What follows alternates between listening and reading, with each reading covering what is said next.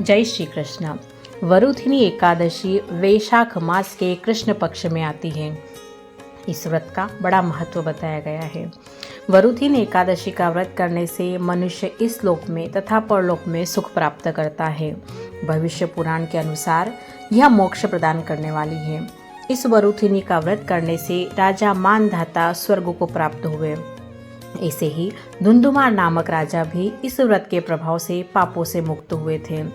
यहाँ तक कि स्वयं भगवान शिव भी ब्रह्म कपाल से मुक्त हुए थे। 10,000 वर्ष तक जो मनुष्य तप करता है उसके समान फल वरुथिनी एकादशी का व्रत करने से प्राप्त होता है।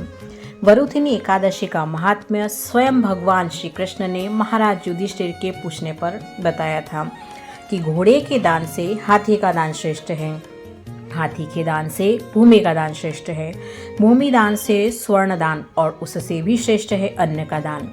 कन्या दान को अन्न दान के समान बताया गया है और इन सभी दानों के बराबर है गौदान करना और उससे भी श्रेष्ठ है विद्या का दान करना। इन दानों का फल मात्र वरुथिनी एकादशी के करने से प्राप्त होता है। तो आइए श्रवण करते हैं इसकी पावन कथा। प्राचीन समय में राजा मानधाता नाम के एक धर्मात्मा और न्यायप्रिय राजा थे। वे अपने राज्य में प्रजा का बहुत अच्छे से पालन करते थे और भगवान के प्रति बहुत श्रद्धा रखते थे। एक दिन राजा जंगल में तपस्या करने गए। वे गहन ध्यान में लीन थे। तभी एक भयानक जंगली भालू वहां आ गया और उसने राजा पर हमला कर दिया और उनका पैर पकड़ लिया। राजा ध्यान में इतने लीन थे कि उन्होंने प्रतिकार नहीं किया और मन ही मन भगवान को याद करते रहे। तभी भगवान विष्णु ने उनकी पुकार सुनी और तुरंत प्रकट होकर राजा की रक्षा की।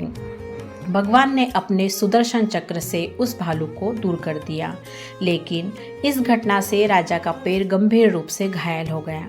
तब भगवान विष्णु ने राजा से कहा, हे राजन, तुम वैशाख कृष्ण पक्ष की वरुथिनी एकादशी का व्रत करो।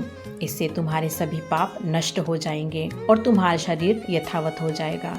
राजा ने विधि पूर्वक व्रत किया और भगवान की कृपा से उनका पैर ठीक हो गया, साथ ही उन्हें अपार पुण्य की प्राप्ति हुई।